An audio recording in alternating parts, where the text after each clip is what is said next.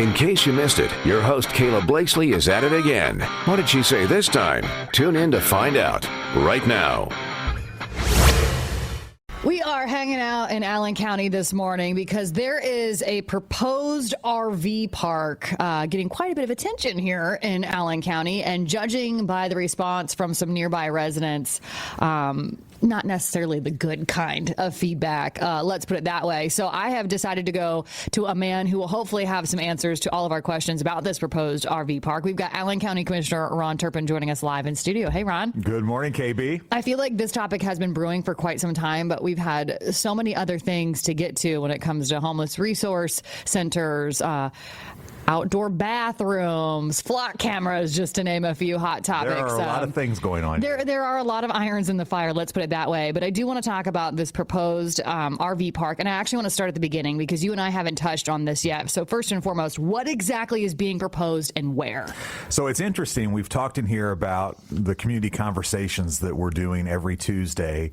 I hadn't really heard about this until 2 weeks ago at our first community conversation at Fox Island. I had a number of attendees come up and say, hey, what can you tell us about this RV park? And I'm like, I don't know what you're talking about. And so I asked our Department of Planning Services staff to come and give me a presentation, which they did. And they walked me through. There was an individual that bought 120 acres over on Yoder Road, which is in the southwest corner of the county, and had proposed through the Board of Zoning Appeals. Now, remember, we talked a lot about this in the whole quarry discussion. The Board of Zoning Appeals is where you go when you want to keep the same zoning for the property, in this case agricultural, however you want to do a special variance for it. And so they were asking to create really an RV park where they would pour pads, a couple hundred of these, and that they would have, you know, what they classify as luxury RVs that would come in, and think of like snowbirds that may have an RV, they spend their winters in Florida, they spend their summers up here, and they would come back here, park that RV for a minimum of 3 months, and then basically you'd have a park designed for that. I saw the plans. It would be, they'd use the first 65 acres or so for the park, have at least 200 RVs that would be there. It would have, think of it almost like when you go to a campgrounds where you'd have a section where you park your camper at, but then you have a pad to park your car, but a little higher step up. They would have several pools, an amphitheater, and so the neighbors rightfully had some concerns. I went last week, I think last Thursday, and met with a group of neighbors that lived across the street from it, and met with half a dozen. I heard they emailed me. Oh, did they? Okay.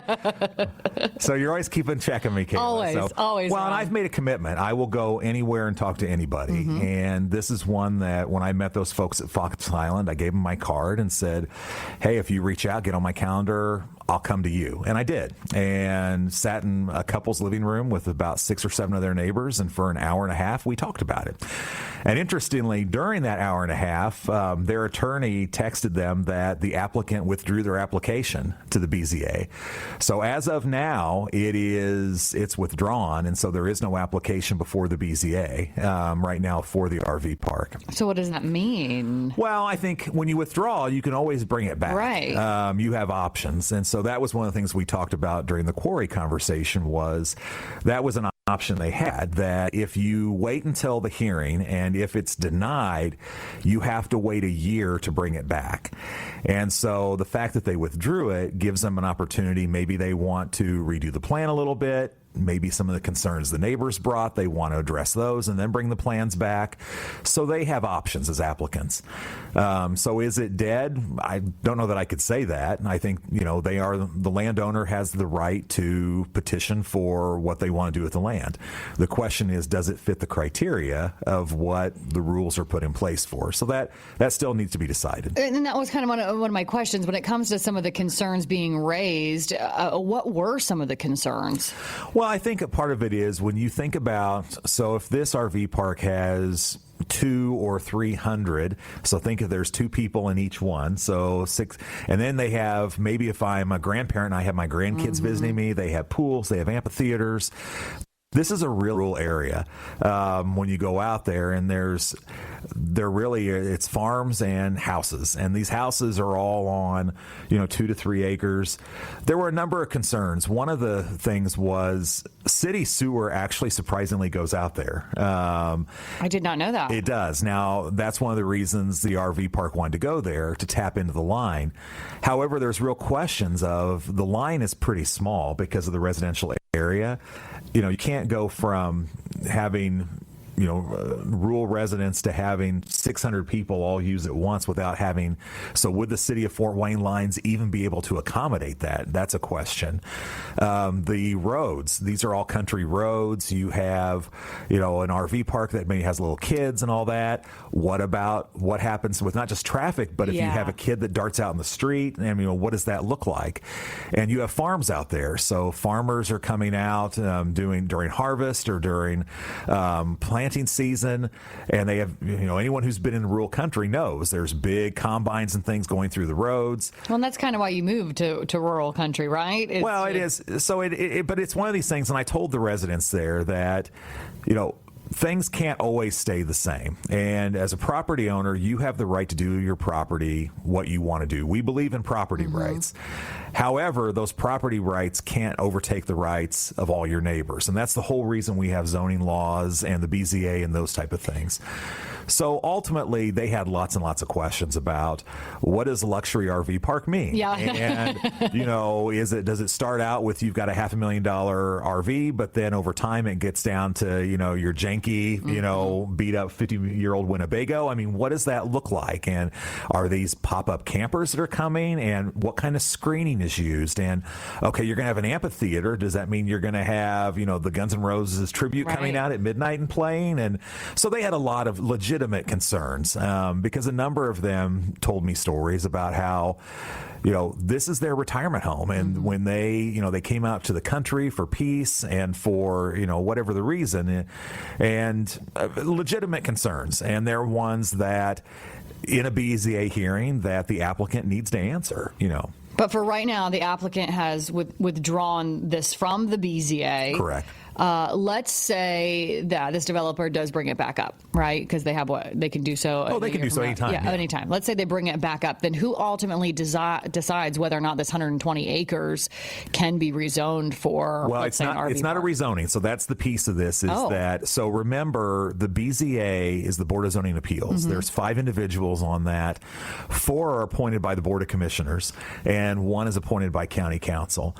And their job is, if you think about all the uses you have for land, and they're almost unlimited, it's hard by ordinance to figure all those out. And so by ordinance is what the commissioners do. And when that happens, those things go to the Plan Commission, which is the Plan Commission is made up of 7 people. You've got, I'm on the Plan Commission. You have others on there. And then ultimately it goes to the Board of Commissioners for ultimate decision. That's when you have a zoning change. So I change from agricultural to residential. Okay. So think of your subdivisions. Those are the big ones. When you look at, really things that go to the Board of Zoning Appeals, those are normal things like fence height. The ordinance says that your fence has to be 10 feet, but I'd really like it to be 15 feet. Sign height, several weeks ago, the Board of Zoning Appeals did one that Trine up by DuPont Road and Parkview wanted to make a sign a little bit higher than what the ordinance was. And so that goes to the Board of Zoning Appeals. So those are, small things that, I live out in the country in a small subdivision. I want to move my fence. The right-of-way says here, and I want to move it in. Yeah. My opinion is the Board of Zoning Appeals is not made for these big type of discussions. Quarries, we've not even talked about some of the things around a casino. Right now, if a casino came to rural Allen County, it would probably go through the Board of Zoning Appeals. Think about solar panels and, all these type of things. This topic, the RV park, racetracks.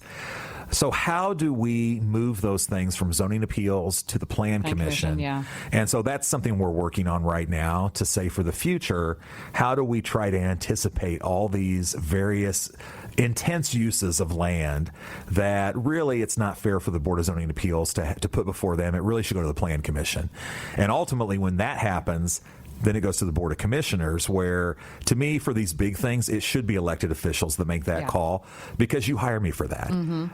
It's not fair to put that on volunteers who are not accountable to the people. So then at the end of the day, when it comes to this proposed RV park, it's technically off the table now. Correct. So what should we be watching for moving forward? So I think the residents that are around there, and they actually told me one of the good things that came out of this is they got to know their neighbors really well. And it's, I love that silver lining. No, That's it is, great. and they said that's from them. I mean, they had they got to know all their neighbors, and there were like 20 different property owners around there that they all do life together now, and so they formed a Facebook page, and they're pretty well organized. So they're going to keep on it, and if it gets refiled, they're aware of it. And so they'll do their due diligence on it. I mean, I get reports from the Department of Planning Services as new things get filed, and so it'll be on our radar screen as well. Well, if anything pops up, you be sure to let us know. I will. Really quick, I did want to mention, you brought up the community conversations that you've been having every Tuesday. Yeah. Your third one is tonight, correct? Where is it at? It is in the St. Joe Community Center in Fort Wayne. And what time does that get underway? 5:30. Don't you do a spiel about 5:45? Yeah, 5:45 or so. I do about a 20-minute update on Allen County and where we're going and the future and the growth that we have.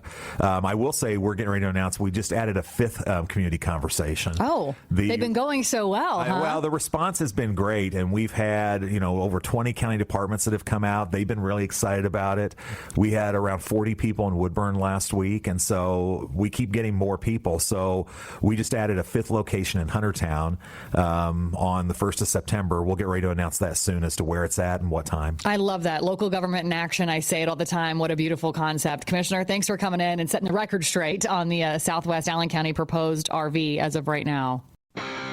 Hey, it's KB. As a show of appreciation for listening, use my promo code WOWO for deep discounts on all kinds of products at MyPillow.com. That's promo code WOWO. Podcasts by Federated Media.